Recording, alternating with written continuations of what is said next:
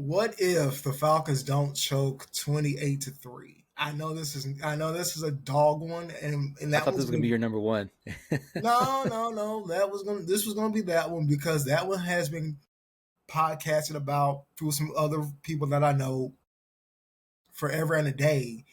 And I would say if we had a coach and a staff that knew what worked and what was the strength of everybody, we and made adjustments in the second half, we would have a Super Bowl for the 2010s. That's all I can say about that. You clean Well, I definitely, house, yeah. you clean house, and we have not been the same since. Mm-hmm. So Dan Quinn was the head coach. Kyle Shanahan was the offensive coordinator. Who do you lay the blame for this loss at the feet of? Well, everybody and their mama says it's Kyle Shanahan, and it's odd that he has not been able to get over the hump himself as a head coach now. So it's kind of his karma comeuppance of sorts, where you've got a talented team who understands your system, and you're clicking on all cylinders throughout the year, and then you're clicking on all cylinders for 30 minutes of the biggest game of the year, and then this second half, post halftime stuff, it's like you don't know how you got there. Tell me more. What did they do? What did they do wrong? What would you have done differently? Well, if it were me, um, I would have had a better depth chart for my running backs. We only carried two. And it was a decent tandem, Tevin Coleman, Devontae Freeman. Had we had somebody else that was a bruising running back and some bigger defensive linemen, we could have stifled Tom Brady even more. Um, Honestly, I think the entire staff that year knew that they were not coming back. So they figured, let's see what we do. We know we're not coming back, and whatever happens after that, we just got to live with it. And it's so ironic that only Kyle Shanahan is getting the blame. Our entire staff that year all got head coaching jobs. Hmm. Every last one of them. Mike Who was McDaniel. the defense coordinator? Oh, I guess it was Dan Quinn, right? Who was No, calling the Dan defense? Quinn was the head coach. He Yeah. should have been the defensive coordinator, but he was given the task of being the head coach. So our offensive coordinator was, of course, Kyle Shanahan. He takes a 7-year gig to San Francisco.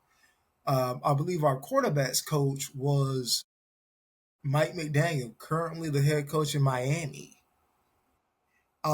Let's see the quarterback. Let me see one. I don't know the positions directly of how they had them organized, but Raheem Morris, who's currently the coach now, who might be on a hot seat, he was on the staff. He got a second shot.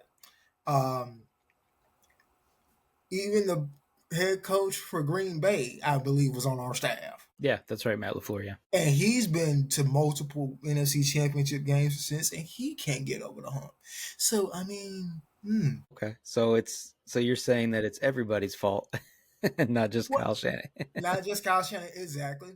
Because you don't, the thing that you don't do that I brought up in another podcast in the exact what if scenario is you never ever let your staff seek other coaching opportunities. You never do it so far in advance as if you already going to win the game before you even play it. You never do it. It's just idiotic, but that's what we chose to do.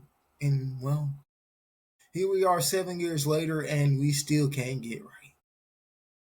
Yeah, I think Kyle Shanahan. That's the curse that he carries is the can't get it done, can't get over the hump. I mean, he's been to the Super Bowl twice since, and it's been not quite 28-3, but it's been similar situations where they've been up double digits and choke into the Yeah. same team, same quarterback, same coaching staff, same scenario. You had them, what was it, 24-14 in Super Bowl 54?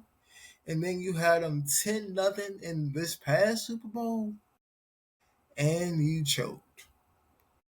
Ay, ay, ay, ay, ay.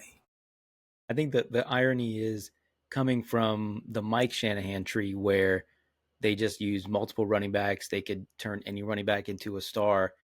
He's kind of been able to do that in San Francisco, but there are times when he forgets what his bread and butter is.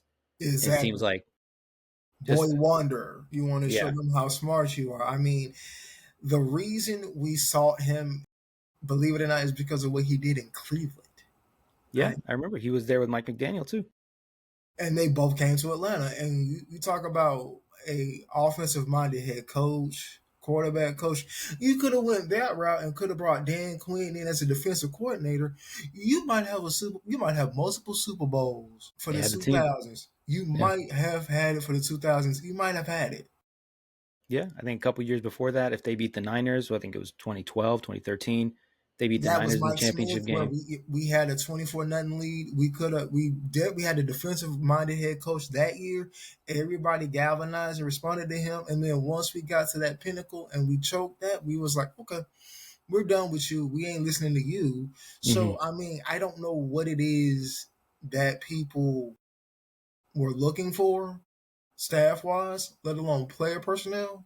I don't get it, but Yeah, I get you. This is a tough one for sure. exactly. Uh, yeah, but yeah, that's why it would have been my number one. But I was like, "You're the Falcons fan. I'll let you talk about it when you're ready to talk about it because I know it's a touchy subject." So, Yes, I literally, as I watched that game, I'm like, okay, we are doing what we're doing, and I'm surprised. I was a bit perplexed a little bit, like we're mhm. making this look too easy. Something ain't right. Yeah, it was Uh, like watching a car crash in slow motion. As a Raiders fan, I'm a Patriots hater, so no, it was a tough watch. trust me. I don't have to say it. Tuck rule. No shit. Exactly. There you go. All right.